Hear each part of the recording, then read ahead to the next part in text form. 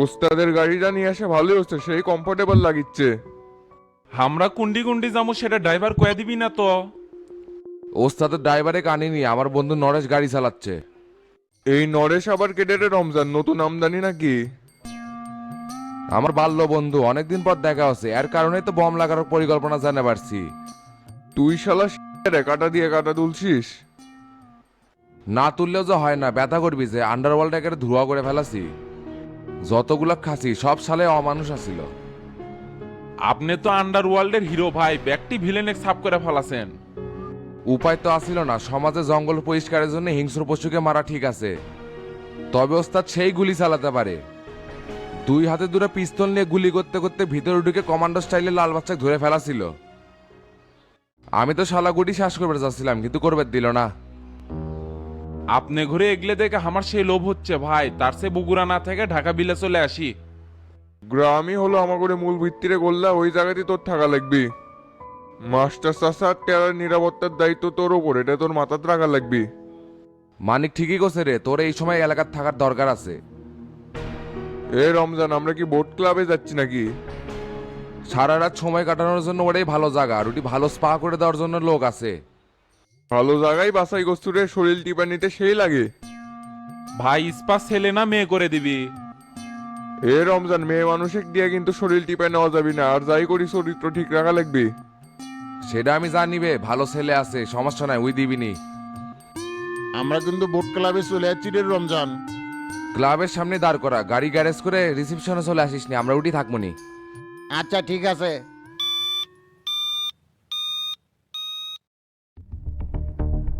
কি জঘন্য ব্যাপার, হাজি সিদ্দিকই নিতাইক দেয় শামসুর ভাই বোম লাগানোর পরিকল্পনা করছিল স্যার। হ্যাঁ, আমাদের জানার আগে শামসু সেটা জানা যায়, যা দেখি দুটো কি গোডাউনে বাঁধা রাখছিল। তাহলে আমাদের নেটওয়ার্কের থেকে শামসুর নেটওয়ার্ক অনেক শক্তিশালী, না হলে এত বড় ষড়যন্ত্র কেমনে জানা পারলো? শামসু এবার কম শক্ত করে মাঠে নামছে মনির, খেলা কোন দিকে যায় দেখতে হবে। তবে আমাদের মিশন সাকসেস হয়েছে, অল্প দিনের মধ্যে দুটো শীর্ষ সন্ত্রাসী ধরতে পারছি। সেটা ঠিক বলছেন, বলগাঁও খাবার বাড়িতে বোম ব্লাস্টের সাথে জড়িত ছিল, সারা ইন্ডিয়া পেলে যাওয়ার জন্য ধরে পারেনি। এবার কিন্তু একদম আগে হচ্ছে স্যার, যারা সব করে ভালো না তো আগামী দিনে বিদেশ থেকে দুটো সাথে মিলে বড় হবে, সবাই করতে থাকবে। সারা কি স্যার আগে সাথে ঘুরে আসলো, কিন্তু সাথে থেকে থেকে সামনে আগে যাবে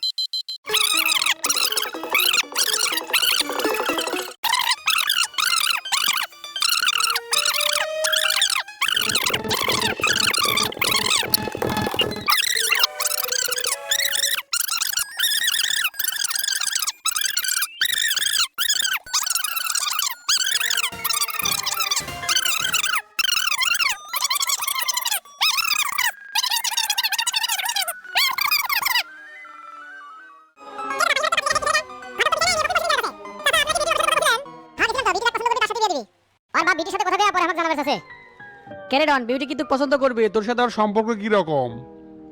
এমনি তো ভাই ভালো সম্পর্ক, দেখা হলে হাসি হাসি কথা কয়।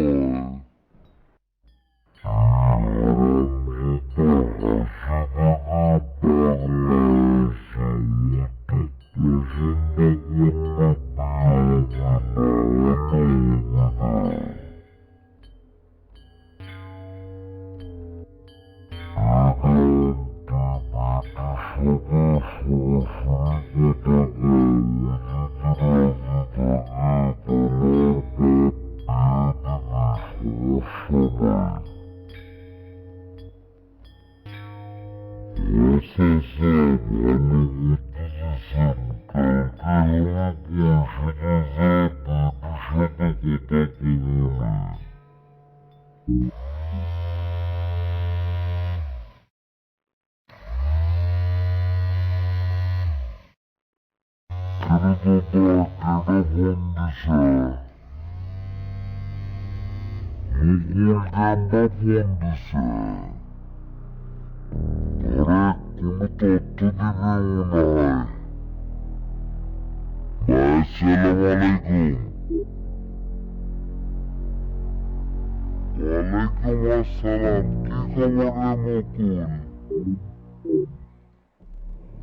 বিকেলবেলা আপনার কতবার ফোন দিলাম, ফোনই তো ধরলেন না। ব্যস্ত আছিলাম রে, ফোনটা সাইলেন্ট আসছিল তাই ধরে পারি নাই। কি হচ্ছে ক? আমাদের তো আজকে বড়ার তলে জঙ্গলে দেখছি সাদা হাবিবও আসছিল। কোষ কিরে, সেটা করার জন্য এতবার ফোন দিছিল? হয় এটা করার জন্যই তো দিছিলাম, আপনি তো ফোন ধরলেন না। সামাদ এখন কোনটি আছে রে মুকুল, সেটা জানিস? সেটা তো জানি না, একটা গাড়ি নিয়ে গ্রামের বাইরে যেতে দেখছি। আচ্ছা ঠিক আছে, তুই লেগে থাক, ওর খোঁজ আমার পাওয়াই লাগবি।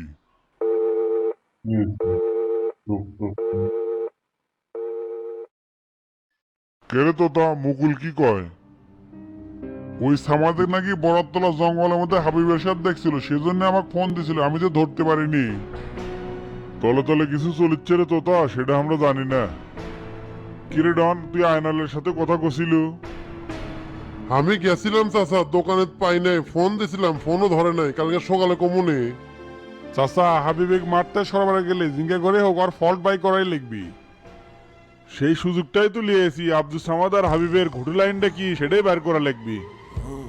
টেনশন নিয়েন না, এই গুমুর আমি বার করবো। তে চাচা পটে কি আর দেশে আসবি না? না ওই ওটি ভালো আছে, এলাকার থাকলে খালি ভেজাল করে। এ তো তাহলে এখন আমি উঠি, রাত মেলা হয়ে গেছে। আচ্ছা যান। এই রনে চাচাক বাড়িতে দেখে আয়। আচ্ছা ভাই ঠিক আছে। হাসিস কে তুই? সকালবেলা যে কাহিনী করবি। চেম্বারে যাওয়ার আগে জাহাঙ্গীরকে আগে দেখে আসি, পরে আর সময় হবি না। এলাকাতে এরকম দুই সেটটা মারামারি হওয়া লাগবি, তাছাড়া আমার ইনকাম হবি না। না তাড়াতাড়ি যাই, জাহাঙ্গীরকে দেখে আমার আবার চেম্বারে যাওয়া লাগবি।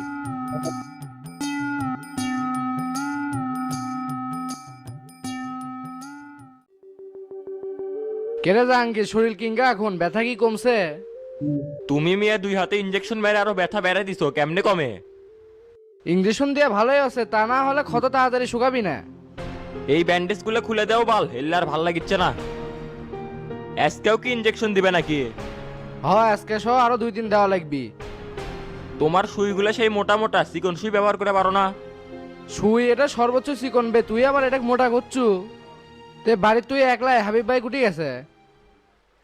বাড়িতে আমি একলাই আছি, এটা কাজে হাবিব ভাই বাইরে গেছে, এখনো ফেরি নাই। তাহলে ভিতরে চল, ইঞ্জেকশন দিয়ে তোর ব্যান্ডেজটা খুলে দি। আচ্ছা চলো।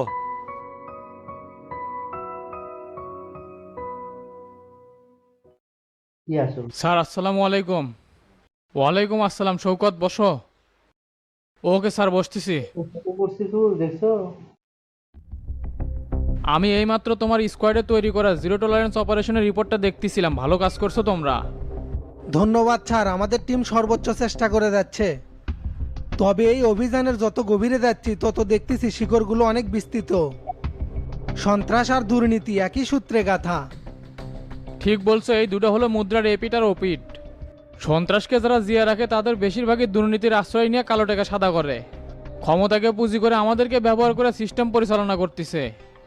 এইবার মনে হয় সেটা আর হলো না, সিস্টেমের কোমর ভাঙ্গে দিল। মনের মধ্যে একটা কথা বেজে যাচ্ছে স্যার, শামসু যে এত সৎগিরি দেখাচ্ছে ও তো একসময় বড় সন্ত্রাসী ছিল। সাভারে পুলিশ এক জিম্মি করে কি কি করছে সেটা দেখেননি? দেখে তো কোনো লাভ নাই, বর্তমানে শামসুর ব্যাপারে তোমার কাছে কোনো প্রমাণ আছে?